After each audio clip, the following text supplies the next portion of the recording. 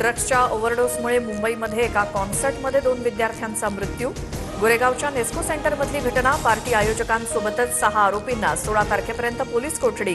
नेस्को सेंटरच्या सुरक्षा कर्मचाऱ्यांची पोलीस चौकशी. ड्रग्ज माफियांना आता कुणीही वाचवू शकणार नाही. ड्रग्ज व्यावसायिकांविरोधात मुख्यमंत्री फडणवीसांकडून धडाकेबाज कारवाई सुरू. मंत्री चंद्रशेखर बावनकुळेंची प्रतिक्रिया.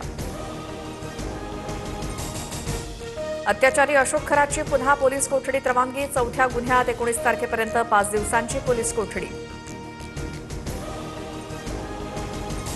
आम्ही एसआयटीला भेटायला गेलो तेव्हा सगळे गेट बंद केले होते, मात्र चाकणकर भगिनींना विशेष वागणूक कशी काय?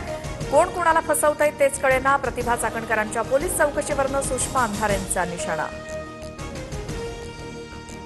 अजितदादांच्या घराबाहेर झालेल्या काळ्या जादूबद्दल अंजली दमानिया उद्या गौप्यस्फोट करणार. 1825 फोन नंबर्सवरनं खरातच्या मोबाईलवरती कॉल करणाऱ्या राजकारण्यांची नावं ऐकून धक्का बसेल. दमानियांचा इशारा.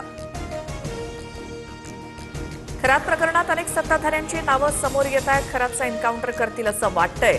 काँग्रेस खासदार प्रणिती शिंदेंना शंका, तर काही पुरावे असल्यास चौकशी समितीकडे द्या.